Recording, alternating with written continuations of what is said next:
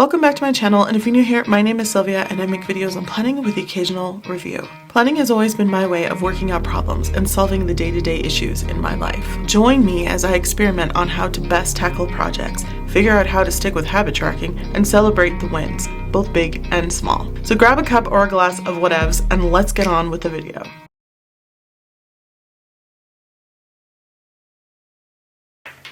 Hey planner friends, it's kind of doom and gloom outside. We don't get much of a fall here in Colorado. It's like summertime, you get a blink of fall, and then it snows and it's wintertime. It's already snowed twice. So there's that, and I have my ring light on, and we're gonna hope that it doesn't get too wild in here, and the lighting stays kind of decent and not, you know, pink in the background, which sometimes can happen if you don't take a picture first. But I did. I remembered to take a picture and you don't care. Anyway, so my first insert if you didn't see my setup is my collections. That's working out well. Then my second insert I have in here, and these are all Moleskine by the way, is my project pages, working out just fine. The fourth one in the back, which is the thicker Moleskine, is my reading journal. I'm not really doing much in here, honestly, because I'm not reading a lot. So I need to fix that. I need to get on that. I've already put a couple of sticky notes. I put a book on my bed. I put another book over here on my little, it's not a couch, it's a futon. It looks like a couch because that's the style, which is really cute. Just so that I'm reading something. One of them is like fiction, so I can read just a couple of stories, and then the other one is a novel. So I'm trying to get into reading physically right now, and my brain's just like, I don't want to. Audiobooks are kind of hit or miss right now because usually I use the Libby app, what the library uses for online books.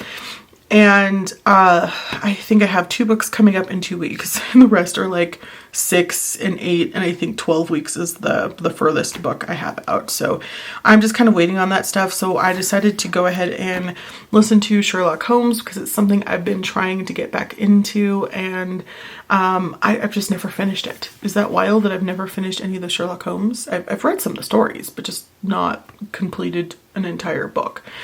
Anyway, you can see that the ring light is trying to work its magic and it's making things kind of hard to see. The third insert is my actual planner, and this is going well. I mean, when you size down, sometimes you're not sure.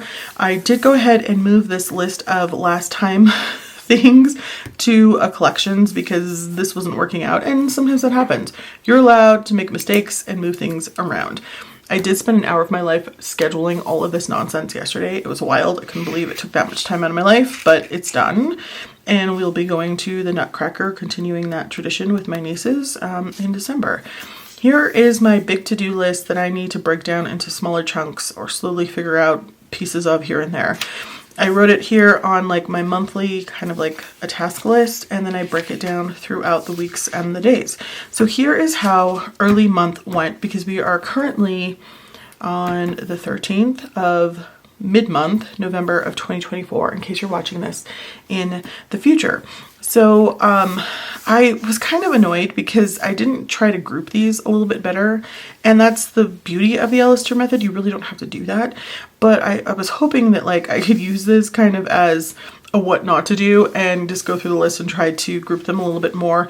Honestly, when things come up, you're still going to have one that probably isn't where it's supposed to be. Who cares? That's not the point of this video. Anyway, I am doing 10-day planning. If you have been following my channel for a while, you know what that is. So early month is from the 1st through the 10th. You're dividing the month into thirds.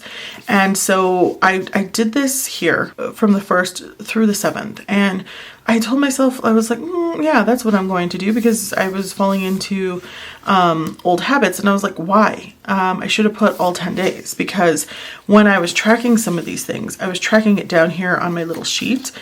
And so I was used to seeing it in 10-day planning anyway. So I switched that up for mid-month. Over here I had my to-do list, and this was like to do for this specific week. Sorry, this was a to-buy list and then a to-do list for the specific week.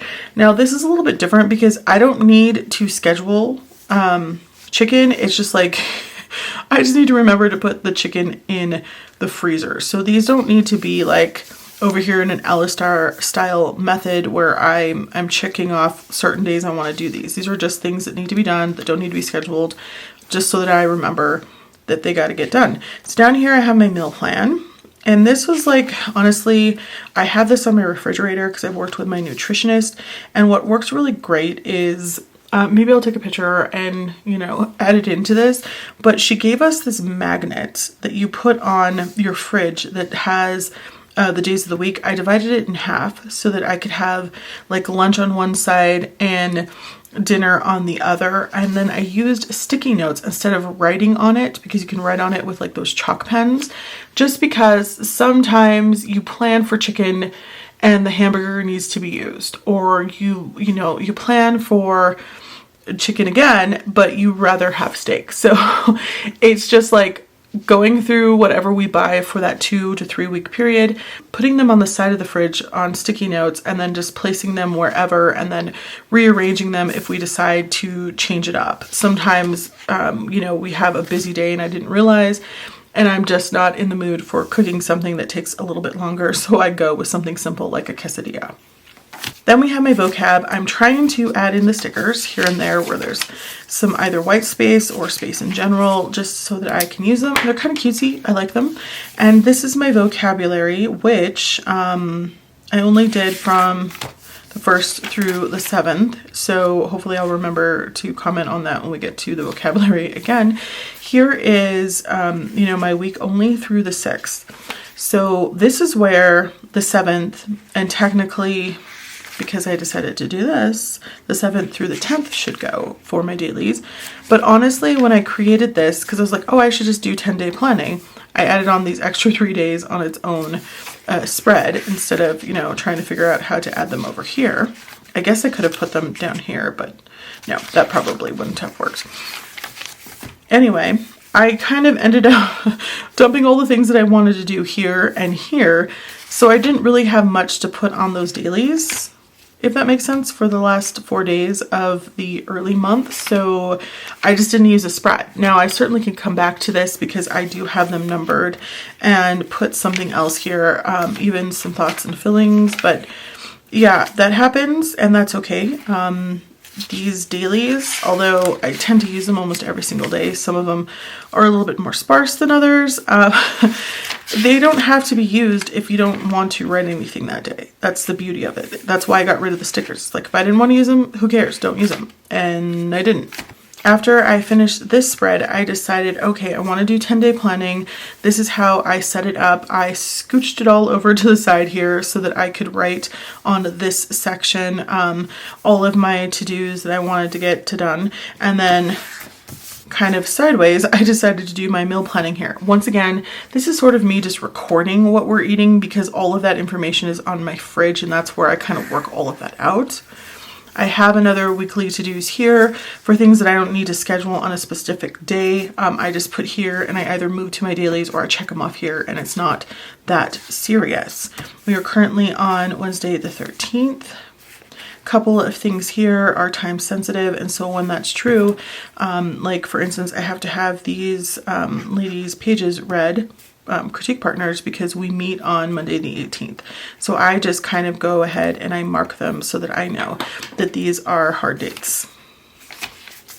Okay, this spread. Here's what happened. This was supposed to be vocabulary, and then it goes to my dailies. I accidentally wrote Monday here, and I tried to write it in the bolder pen because it just writes better over the highlighter. And so this is permanent. I can't, you know, erase it. It's not a friction. And so I was like, oh, okay, I'll just write vocabulary over here. And you can see probably right there a little bit of a mess because this was still not dry, and I closed it, and it is what it is.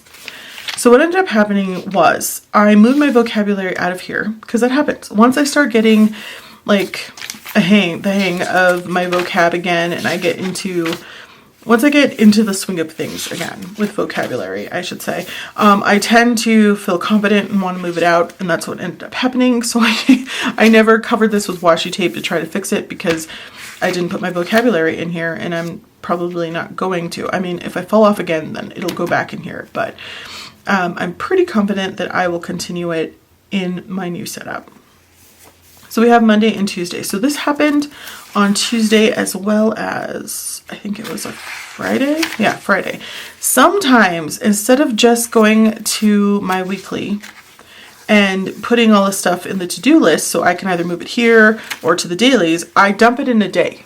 This happens occasionally. It's just like all these things come to me and I'm like, I'm going to dump it in a day. That happened on Tuesday, so I couldn't get all of this stuff done. And this is probably, hopefully going to mostly get done today because we're still early in the morning. But it might go into the 14th, which is funny. And that's okay because it's all on the same, it should all fit on the same spread so I can still see this. But I need to try to get out of the habit of this. And I thought having a little section here where there's to-dos and then I can move them wherever would keep that from actually happening. This is crooked. Happening, but that's not true. So does that happen to you guys also? What do you do with things like that? I guess just migrate things. You can see here I migrated some things that were still slightly open because either they couldn't get done because this was a Friday and things weren't open on the weekend, or they just needed to be scheduled for the next week because I wasn't sure about times and stuff. I did go ahead and move all of that stuff over, but it was a lot of stuff to just kind of dump on one day. Which is kind of wild, but again, it's not that serious. I'm just going to go through, mark things. That's why the system works really well, and I'm so grateful that I learned it from Amidst the Gray. So you kind of mark this with a dot when you are activating that task, and then you're going to write what day you started it on. So like this one, I'm making right now, I can put on the 13th, and then if I'm finished, well, I mean, whether I edit it or not, I can always put the 13th here again, depending. And then on the next day, when I put a header up here for the 13th, which I haven't done because I am behind, I can just go ahead and put edit the video. You know what I'm saying? It's just so simple to do that. So even if I miss the 13th, which is Wednesday, and I'm on here, which will be the 14th, which is Thursday, I can still put the 14th in any of these boxes because it's still in the same spread.